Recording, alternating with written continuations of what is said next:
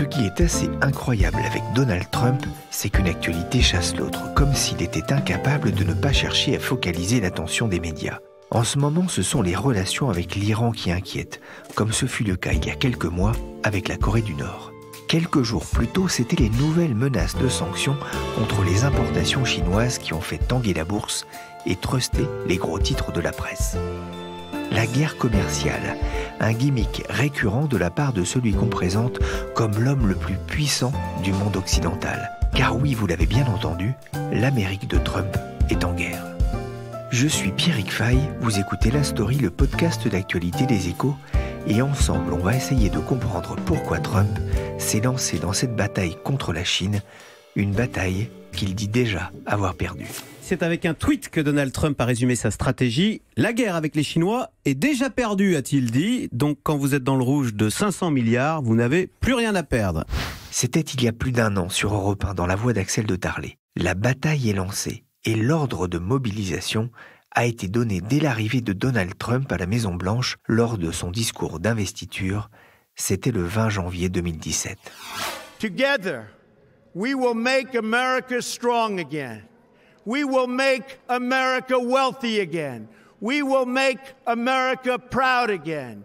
We will make America safe again. And yes, together, we will make America great again. Thank you, God bless you, and God bless America.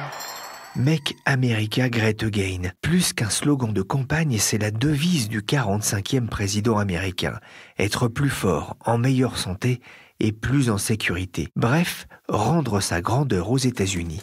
Le pays s'affirme pourtant toujours comme la première puissance économique et militaire mondiale. Mais elle a un problème.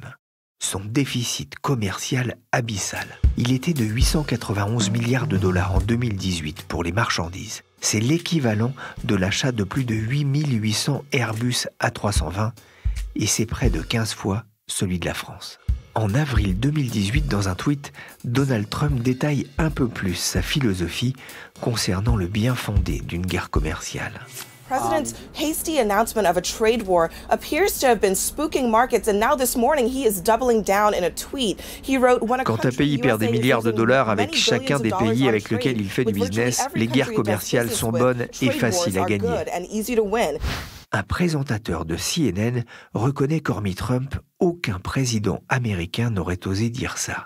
Avant d'ajouter goguenard qu'un autre président que Trump aurait, lui, écouté ses conseillers économiques. Le problème, c'est que le principal conseiller de Trump, Gary Cohn, un ancien de la grande banque Goldman Sachs, a claqué la porte un mois plus tôt. C'était au lendemain ou presque de l'annonce des premières hausses de taxes sur l'acier et l'aluminium au nom de la sécurité nationale. It'll be 25% for steel, it'll be 10% for aluminum. And it'll be for a long period of time. Plus 10% pour l'acier, plus 10% pour l'aluminium. Le 8 mars, Trump se justifie lors d'une conférence de presse commune avec le Premier ministre suédois. We have a trade deficit of $800 billion. Nous avons un déficit commercial pour les marchandises de 800 milliards de dollars. Et cela n'arrivera plus avec moi. Certains pays nous ont maltraités, parfois de manière juste, mais il y a vraiment très peu de cas où cela s'est produit. Et je blâme nos leaders de l'avoir laissé faire.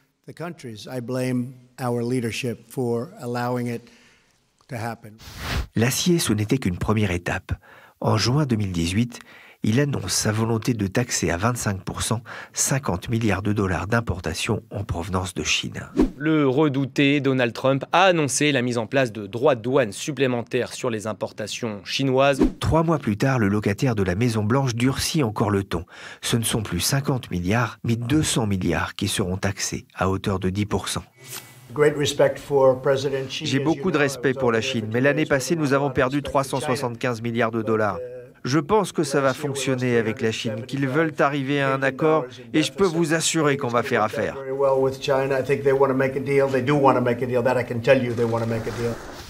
Les négociations s'éternisent. La Chine réplique aux attaques de Washington, notamment sur les importations de matières premières. Mais Trump est persuadé qu'il va y arriver. Après tout, dans un tweet, il n'hésite pas à se présenter comme le tarifman.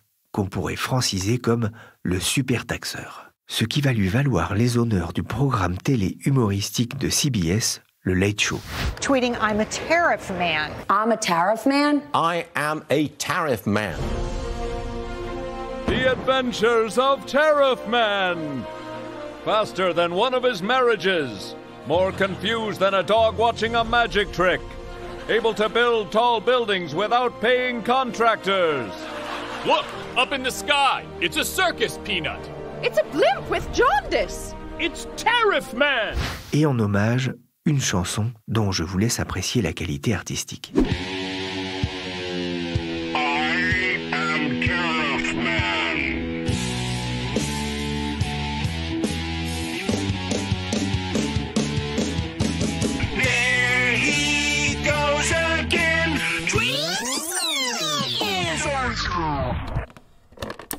Le 24 février 2019, une semaine avant la fin du programme de négociation visant à éviter une troisième salve de taxes sur les produits chinois, Donald Trump est encore persuadé qu'il va faire plier la Chine. Lors d'une conférence, il se montre rassurant sur sa capacité à signer le plus grand et le meilleur des accords jamais trouvés avec la Chine. Il assure alors que l'issue est proche.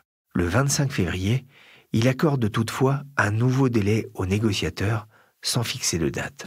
Puis, presque 3 mois plus tard, le 9 mai, la température monte subitement. Donald Trump accuse les Chinois d'avoir rompu le marché lors des discussions. Il augmente alors le niveau de taxation de 10 à 25% sur 200 milliards d'importations chinoises avant de menacer de taxer 325 milliards supplémentaires. La réplique de la Chine ne se fait pas attendre. Pékin taxe à son tour 60 milliards de produits américains. Les Échos titrent « La guerre commerciale repart de plus belle entre Pékin et Washington ».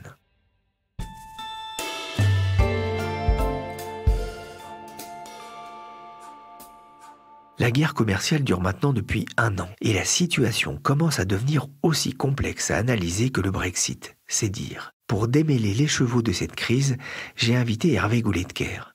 Il est responsable de la stratégie à la Banque Postale Asset Management. La première chose que j'ai eu envie de savoir, c'est pourquoi donc Donald Trump s'est lancé dans cette croisade contre la Chine. Alors je crois qu'il faut remettre ça dans un triple cadre. La conception de la politique étrangère de Trump, la vision de la Chine de Trump et la vision des échanges commerciaux de Trump. Commençons par le premier point. La politique étrangère de Trump, il faut insister sur 2 éléments. Le premier élément, c'est que pour lui, il y a un continuum entre la politique intérieure et la politique extérieure. En politique intérieure, il a été élu du fait d'un mécontentement par rapport à la mondialisation. La mondialisation n'apporte pas les fruits sucrés qu'une partie de l'opinion américaine attendait.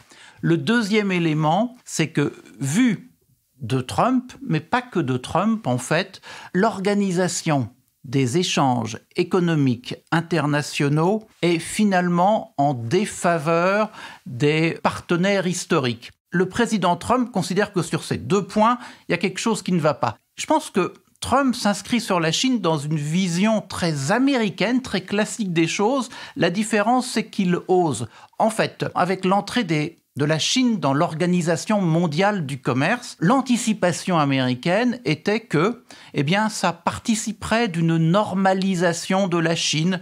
Le libéralisme économique, le libéralisme politique s'ancrerait aussi dans la réalité chinoise. Fort est de constater que X années plus tard, c'est pas le cas. Et donc, une Chine de plus en plus puissante, ne respectant pas les règles du jeu international, c'est un problème. Dernier point, Trump, en fait, a une vision très du XVIIIe siècle, si j'ose dire, très physiocratique presque, qui est de dire les exportations, c'est bien parce que ça crée de la richesse, les importations, c'est mal parce que ça vient manger de la richesse qu'on aurait pu créer soi-même. Et donc, là où il y a de gros excédents de tel ou tel pays sur les États-Unis, il est en rogne, en remarquant tout de même que c'est pas que Trump. Souvenons-nous, il y a 30 ans, les relations nippo-américaines, c'était basé sur des fondements de même nature et aussi erronés qu'ils ne le sont aujourd'hui. Oui, la question du déficit commercial, elle est effectivement importante, avec un déficit qui lui-même est très important pour les États-Unis. Mais est-ce que c'est pas un faux prétexte finalement ? C'est un faux prétexte, oui, parce que la question c'est est-ce que le déficit américain accumulé sur la Chine nuit au bon fonctionnement de l'économie américaine, nuit à la création de richesses aux États-Unis. Et je crois que la réponse en la matière est non. Aujourd'hui, on a une organisation de la fabrication des marchandises selon ce qu'on appelle les supply chains, les chaînes de production, les chaînes de l'offre, où en fait, on a des entreprises américaines qui ont investi en Chine, donc ils font construire en Chine. Et en fait, la conception vient des États-Unis, les pièces viennent de partout en Asie, de Taïwan, de la Corée, d'ailleurs encore. Tout ça, c'est monté en Chine et renvoyé après dans le reste du monde, mais pas que les États-Unis. Donc en fait, dire qu'aujourd'hui, on a, je ne sais pas, un écart entre importation et exportation entre Chine et États-Unis de l'ordre de 300, 350 milliards en défaveur des États-Unis, rien qu'en prenant en compte le chiffre d'affaires des entreprises américaines en Chine, vous auriez tendance à réduire ce qui semble être un déficit américain à peu de choses. C'est vrai que les entreprises américaines, les stars de l'indice S&P 500, donc les 500 plus grosses entreprises américaines, elles sont extrêmement riches et ce sont elles qui ont bénéficié en majorité de cette mondialisation de ces dernières années. Oui, en fait, c'est elles qui l'ont organisée. Le génie de la mondialisation, c'était de considérer que c'était un jeu gagnant, gagnant, gagnant. Gagnant pour les consommateurs, parce que en faisant produire à l'autre bout du monde, on arriverait à des produits moins chers. Donc le consommateur aurait une capacité d'achat plus importante. Gagnant pour les pays émergents, là où on mettait les usines, parce que ça participerait de leur développement. Et puis gagnant pour les entreprises qui organisent tout ça, parce qu'elles seraient plus rentables. En fait, ce qu'on a un peu oublié dans cette histoire, c'est que les consommateurs étaient aussi les salariés et que les salariés, s'ils sont là-bas, ils sont moins ici. Et dans ce cas-là, on revient au mécontentement des classes moyennes aux États-Unis, en Europe. C'est comme ça que Trump a été élu. Au cœur des tensions, il y a aussi le groupe de télécom Huawei. Google a décidé de priver le chinois de son système Android, le logiciel qui fait fonctionner un smartphone. En faisant cela, le géant américain prive surtout Huawei de Gmail, de YouTube et du navigateur Internet Chrome. On peut presque dire que sans cet écosystème, les futurs appareils Huawei risquent de devenir à moitié sourds, muets et aveugles. C'est une étape de plus dans la guerre commerciale entre les deux pays. Mais pourquoi Huawei ? C'est la question que j'ai posée à Hervé Goletker. Parce que les États-Unis veulent garder leur leadership mondial, ou tout au moins, s'ils ne le gardent pas, ils veulent que relativement, ils aient un avantage par rapport à d'autres et que la montée en puissance des autres partenaires ne puisse se faire que selon un cadre international largement défini par les Américains. Donc, le premier point, qui n'est pas au niveau microéconomique, mais qui est au niveau macroéconomique, est, voilà, est-ce que la Chine challenge le leadership américain? Si le challenge est fait selon une conception, selon des façons de faire qui sont antinomiques par rapport à celles préconisées par les Américains, ça ne va pas, parce que c'est pas concurrentiel à côté de la difficulté à accepter la contestation du leadership. Ça, c'est pour la partie macro, et elle joue beaucoup aujourd'hui dans le comportement des Américains par rapport aux Chinois. Après, eh bien, vous déclinez ça au niveau d'un secteur important, la communication, le passage de la 4G à la 5G. Huawei est un des acteurs économiques en avance sur le sujet. Et ça, que ça ne soit pas un Américain qui soit en avance, c'est embêtant. plus autour de cela des accusations ou des soupçons d'espionnage, c'est-à-dire que Huawei aurait espionné des boîtes américaines pour créer son avantage technologique et se servirait de ces installations pour espionner le petit monde de la politique et de l'économie américaine. Voilà les explications. Alors, est-ce qu'il y a vraiment une volonté de tuer Huawei ? Aujourd'hui, à un moment où par ailleurs on a de la tension, faire monter la pression sur Huawei, ça peut être un élément important du dialogue sino-américain.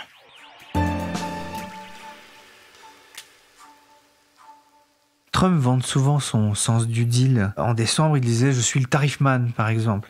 Pour l'instant, avec la Chine, ça n'a pas l'air de très bien fonctionner. On se serait vu il y a un peu plus de 2 semaines. On aurait sans doute rappelé ce que Mnuchin, le ministre des Finances américain, disait à l'époque. On est à 90% de l'obtention de l'accord commercial entre les 2 pays. Donc en fait, il y a eu de la crispation. Ça, c'est tout à fait certain, on le voit tous. Les raisons de la crispation, en revanche, ne sont pas tellement connues. Les éléments qu'on a à notre disposition sont du domaine du factuel. Les Chinois se plaignent que les Américains refusent qu'une fois l'accord signé, les taux de droits de douane reviennent au niveau initial, donc on enlèverait la surtaxation. Et les Américains se plaignent que juridiquement, certains engagements qui avaient été pris par les Chinois ne soient plus du domaine de la loi, mais du règlement. Donc on voit tout de même que les 2 points, est-ce qu'ils sont vraiment à même de bloquer toute une économie d'un accord qui avait été mis en place ? Peut-être pas. D'où l'impression que ça bloque aujourd'hui, mais pourquoi cela bloque, on ne sait pas très bien. Pour l'instant, qui gagne ? Est-ce qu'il y a un gagnant dans cette guerre commerciale ? Non, il ne peut pas avoir de gagnant parce que tout coin enfoncé aux échanges, finalement, est perdant pour l'un et pour l'autre.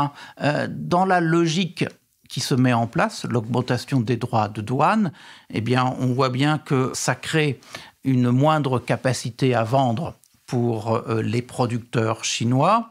Et puis, pour les acheteurs américains, qu'ils soient entreprises ou ménages, eh bien, ça crée une moindre capacité à acheter parce que les choses sont plus chères. Et si elles ne sont pas plus chères pour les acheteurs, eh bien, ça veut dire que c'est moins rentable pour les producteurs. Et comme l'équilibre sera évidemment pas tout d'un côté et tout de l'autre, finalement, les 2 sont perdants, en sachant bien que le peu d'informations que l'on a aujourd'hui sur la façon effective dont ça se passe, eh bien, c'est plutôt les acheteurs qui payent plus cher. Donc, en fait, c'est les Américains qui payent plus cher.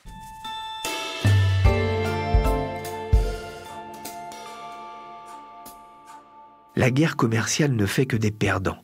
La croissance chinoise ralentit depuis des mois et les entreprises américaines s'inquiètent des conséquences de cette crise sur leurs affaires. Mais ce ne sont pas les seuls perdants.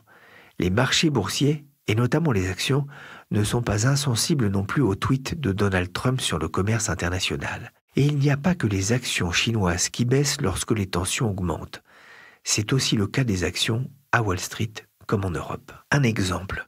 L'indice CAC 40 de la Bourse de Paris a perdu près de 6% en 9 jours après la dernière attaque du président américain. Pourquoi une telle sensibilité, une telle nervosité ? J'ai posé la question à Guillaume Maujean, rédacteur en chef du service marché-finance des Échos.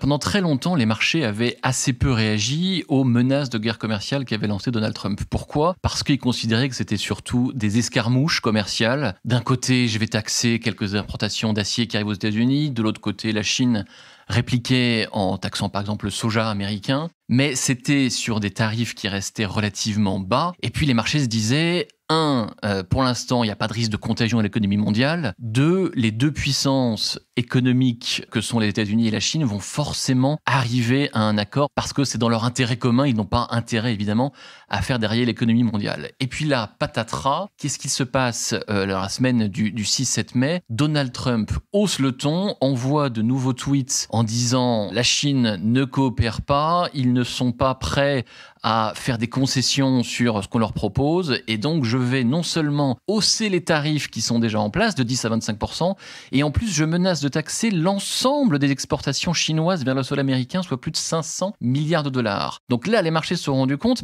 c'est pas certain qu'il y ait un accord, et il y a un vrai risque pour l'ensemble de l'économie mondiale. Du coup, il y a eu une vraie rechute des marchés américains qui voyaient ça d'un œil plutôt sceptique, voire presque optimiste au début, et qui là sont en train de basculer dans une forme de pessimiste assez marquée si jamais les deux puissances n'arrivaient pas à un accord. Alors ce qui est surprenant, Guillaume, c'est que Donald Trump a fait de la bonne tenue de Wall Street un baromètre, un indicateur de sa réussite et de sa présidence. C'est surprenant, ça lui a beaucoup été favorable ces derniers temps, parce que depuis son élection, Wall Street a volé de record en record. Il faut dire que l'ensemble des mesures qu'il a passées depuis son élection il y a maintenant un peu plus de 2 ans étaient extrêmement favorables à l'économie américaine et au marché. Je parle là de sa réforme fiscale. Il a baissé les impôts qui ont permis de rapatrier ou en tout cas d'apporter 1000 milliards de dollars aux grandes entreprises américaines et au marché. Il a lancé une politique de dérégulation de Wall Street et des banques américaines qui a été évidemment perçue comme très favorable. L'économie américaine, elle marche encore très bien pour l'instant, avec un taux de croissance qui est relativement bon, qui est meilleur que celui des économies européennes, avec un taux de chômage qui n'a jamais été aussi bas. Donc tout ça a été perçu très positivement pour Wall Street.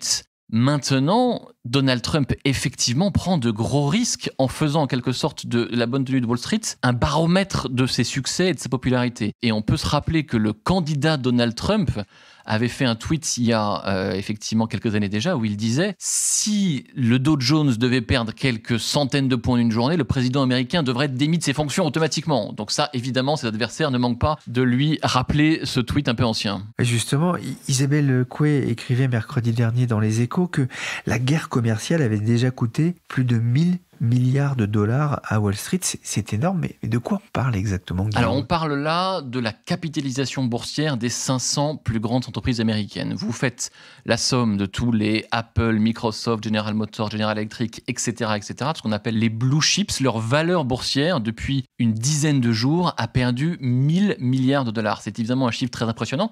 C'est quasiment 2/3 de la capitalisation de la Bourse de Paris. Vous avez même des valeurs comme Apple qui ont perdu en une dizaine de jours 100 milliards de dollars qui partent en fumée. Alors tout ça, c'est du virtuel pour l'instant, mais 100 milliards, c'est comme si un groupe comme Airbus en Europe était rayé de la carte boursière. Donc c'est vraiment une réaction très forte, une vraie baisse sur les marchés depuis quelques jours. Ça mesure bien effectivement l'inquiétude des investisseurs aux États-Unis et ailleurs. La Fed de New York, qui est l'une des composantes de la Banque centrale américaine, la Réserve fédérale, a jugé récemment qu'il y avait 27% de chances que l'économie américaine tombe en récession d'ici à 1 an. Alors ça paraît peu dit comme ça, mais c'est la probabilité la plus élevée depuis 2008. C'est un risque qu'il faut prendre au sérieux ? Alors, les récessions, on passe souvent beaucoup plus de temps à les annoncer qu'à les vivre. Une récession, ça dure généralement 2 trimestres, c'est la définition, ça dure rarement plus de 3 trimestres. Ça fait déjà quasiment 2 ou 3 ans qu'on annonce un risque de rechute en récession de l'économie américaine et pour l'instant, comme je le disais tout à l'heure, elle va quand même très bien. Le risque, il est cependant pas négligeable. Pourquoi ? Parce que ça fait quasiment 10 ans, au sortir de la crise financière, que l'économie américaine est en croissance soutenue. Donc on se dit à un moment, le cycle va finir par reprendre ses droits. Deuxième point, la Réserve fédérale américaine, la Banque centrale américaine, au sortir de la crise, avait sorti des mesures exceptionnelles, une baisse des taux jusqu'à 0, des rachats d'actifs absolument massifs, et elle est en train de sortir de cette politique. Donc il y aura une béquille en moins pour l'économie américaine. Le risque effectivement de récession, il existe, il n'est pas encore certain et il dépend beaucoup de la conclusion des négociations commerciales avec la Chine bien entendu, mais avec aussi les autres puissances économiques comme l'Europe.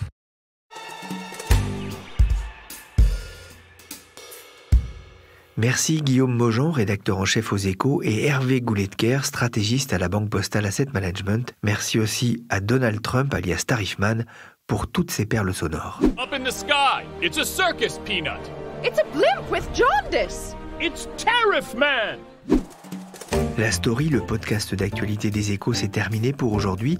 Merci de votre fidélité. L'émission a été réalisée par Ada Littel et Nicolas Jean, chargé de production et d'édition Jean-Philippe Louis. N'hésitez pas à vous abonner sur votre plateforme de podcast préférée Et pour l'info en temps réel, c'est sur leséchos.fr.